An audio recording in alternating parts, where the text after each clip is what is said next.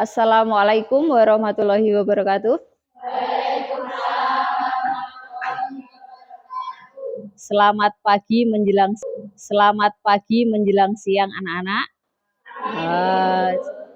Sebelum memulai pelajaran, silakan dipimpin berdoa dulu untuk ketua kelasnya. Berdoa mulai.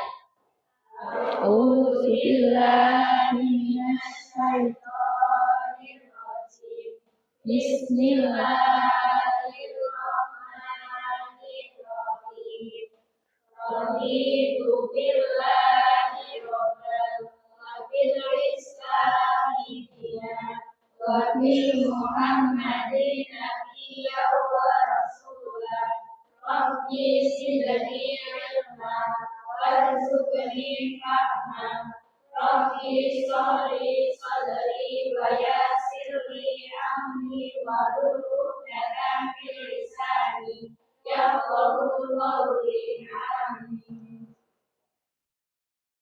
Nah, sebelum memulai pelajaran, bagaimana kabar hari ini?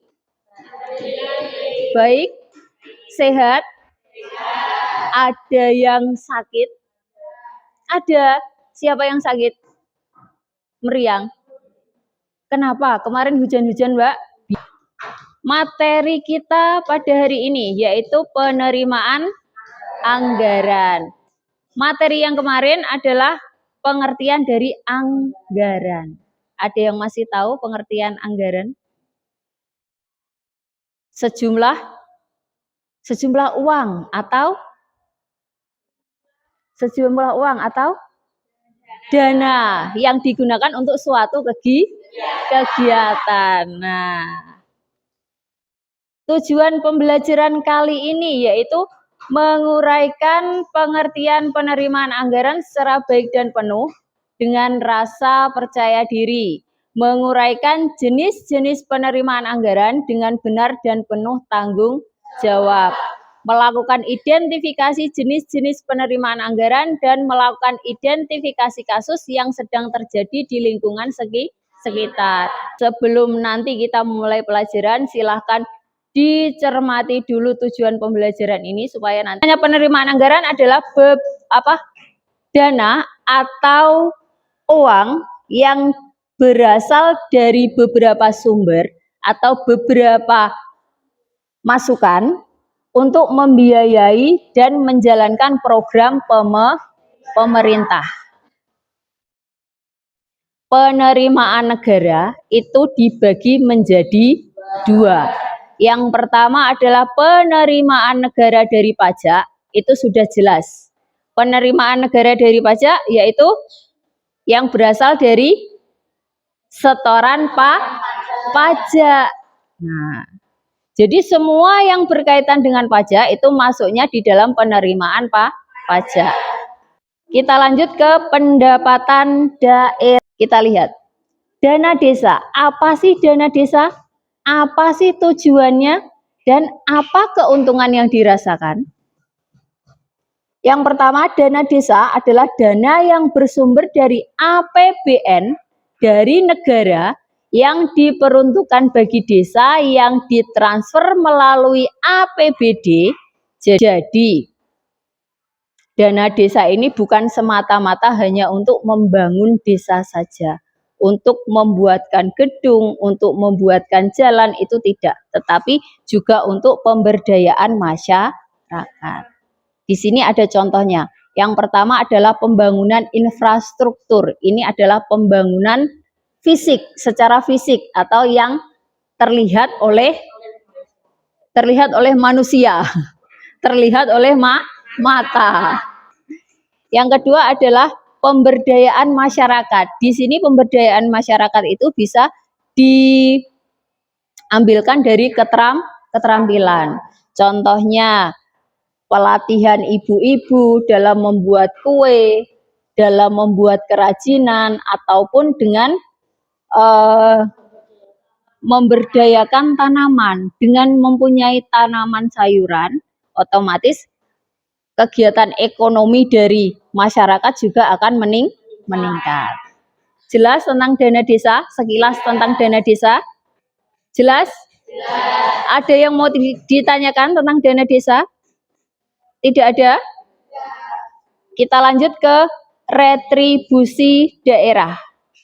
Retribusi daerah adalah pungutan daerah sebagai pembayaran atas jasa atau perizinan tertentu yang khusus disediakan dan atau diberikan oleh pemerintah daerah untuk kepentingan orang pribadi atau badan. Kalau tidak ada yang ditanyakan, di sini kita bisa lihat kasus yang pertama, yaitu adalah Gibran. Tahu Gibran? Siapa dia? Hah? Anaknya Pak Jokowi. Ya, anaknya Pak Jokowi. Jabatannya apa?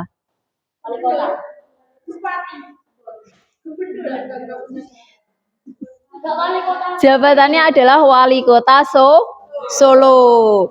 Pak Gibran ini malu tahu ada pungli di terminal Tirtonadi. Salah ya salah, jangan banyak alasan. Beliau tahu kalau di terminal Tirtonadi, di terminal wilayah beliau itu ada pungli. Apa itu pungli?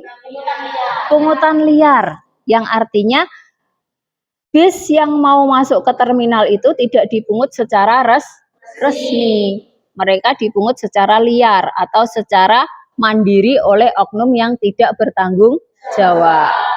Yang kedua, wah ini banyak sekali. Iya, korupsi dana desa. Banyak sekali kepala desa dan antek-anteknya, perangkatnya itu yang ditangkap oleh pihak polisi. Yang ketiga, yaitu yang dekat sekali dengan kita. Terbukti korupsi, Pak Sutri anggota Polres Blora dihukum 6 tahun penjara dan denda sebesar 300 juta rupiah. Kan dari ketiga kasus ini? Tidak ada? Nah, bagi kelompoknya. Saya bagi kelompok secara acak agar kalian bisa bekerja sama dengan semua anggota kelas. Untuk kelompok yang pertama, Aulia, Sela, Gita, Lisya, Siti Kurniasih, dan Intan. Kelompok kedua, Dwi Lestari, Ananda, Dewi Novita, Nawang Wulan, Siti Kurniasih. Kelompok ketiga, oh iya maaf, Siti Kumairoh. Kelompok yang ketiga, Atika Novi, Sriwanti, Nurul Aisyah, Koni Atul, Rizka, dan Sasta Agis. Kelompok 4, Momok, Tika Dwi, Nur Hidayah, Nur Afianita, Sri Laili. Kelompok 5, Viratiana, Linda Utami, Luluk Dwi, Anggun, dan Anisatul. Silahkan berkelompok dan kita membahas tentang kasus ini. Bisa kita mulai dari sekarang.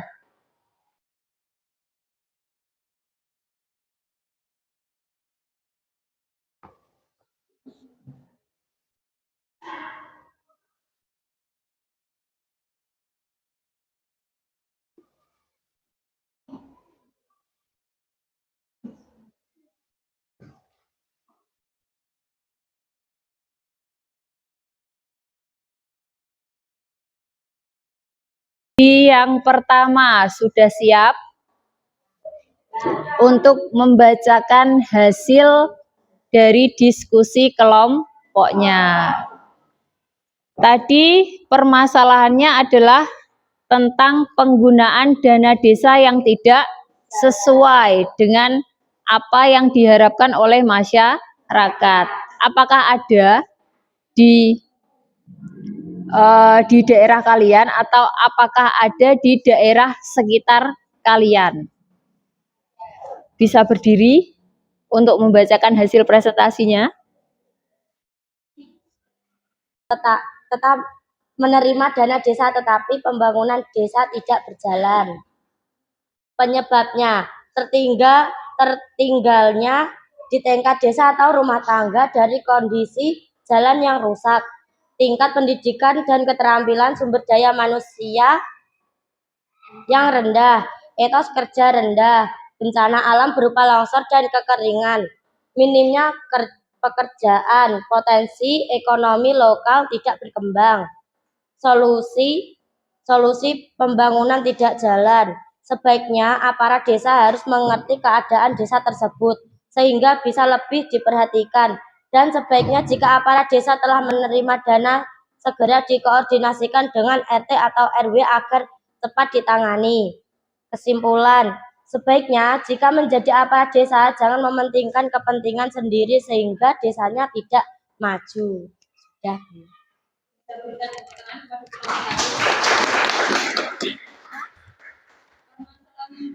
Yaitu tentang penggunaan dana. Penanggulangan dari masalah-masalah desa itu belum tercover dari penggunaan dana desa. Nah, seperti itu.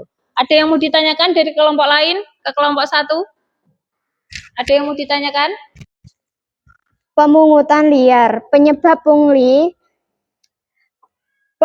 penyalahgunaan wewenang, faktor mental dan budaya organisasi, terbatasnya sumber daya manusia, lemahnya sistem kontrol dan pengawasan oleh atasan. Pelaku dituntut untuk menyetorkan sebagian hasil pungli. Telat bayar pajak bagi negara. Jika masyarakat telat bayar pajak atau tidak mau untuk membayar pajak, maka pembangunan tidak akan berjalan dengan baik dan lancar. Karena uang negara juga tidak cukup untuk membayar kebutuhan dan uang negara, dan pastinya akan meningkatkan penumpukan hutang. Solusi agar masyarakat sadar akan perpajakan. Berikut beberapa cara atau solusi untuk meningkatkan kesadaran agar masyarakat mau membayar pajak. Yang pertama, program pelayanan yang baik kepada wajib pajak. Yang kedua, menjelaskan tentang kegunaan dalam membayar pajak. Yang ketiga, prosedur yang sederhana dan memudahkan wajib pajak. Yang keempat, program pemantauan kepatuhan dan verifikasi yang efektif.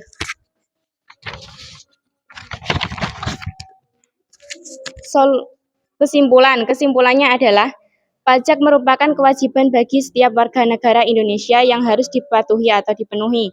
Jadi untuk membuat masyarakat sadar akan perpajakan atau kewajiban membayar pajak adalah menasehatinya. Salah satunya yaitu memberitahu kegunaan uang dari perpajakan tersebut agar masyarakat tidak salah paham akan uang pajak tersebut. Terima kasih. Dari kelima permasalahan itu, kesimpulannya apa? Ada yang bisa menyimpulkan? Ada yang bisa menyimpulkan dari kelima masalah itu? Kesimpulannya apa? Merupakan kewajiban bagi setiap warga negara Indonesia yang harus dipenuhi. Jadi untuk membuat masyarakat sadar akan perpajakan atau kewajiban membayar pajak adalah menasehatinya. Salah satunya yaitu memberitahu kegunaan uang dari perpajakan tersebut agar masyarakat tidak salah paham akan uang pajak tersebut. Kesimpulan dari pembelajaran hari ini yaitu penerimaan negara terbagi menjadi dua, yaitu penerimaan pajak dan penerimaan negara bukan pajak, yang disingkat PNBP, penerimaan negara bukan pajak. Sedangkan penerimaan daerah berasal dari pajak daerah, retribusi daerah, dan dana desa. Ini adalah sebagian penerimaan daerah. Dari kedua ini, ada yang bisa menyebutkan penerimaan negara yang Contoh dari penerimaan negara yang berasal dari bukan pajak, contohnya perpanjangan SIM, pembayaran tilang, dan biaya administrasi layanan publik yang disediakan oleh kementerian lembaga lainnya. Penerimaan negara bukan pajak, contohnya adalah yang pertama tadi dari pendapatan dari tilang. Tilang kan bukan pajak. Terima kasih, selesai. Demikian materi yang ada hari ini tentang penerimaan anggaran. Besok kita akan ketemu lagi di sesi yang kedua, itu tentang pelaporan pembuatan laporan keuangan. Besok silakan dipersiapkan lagi, semoga semuanya berjalan dengan lancar. Semoga kita juga diberikan kesehatan selalu agar dapat melaksanakan kegiatan belajar mengajar dengan lancar. Sekian, wassalamualaikum warahmatullahi wabarakatuh.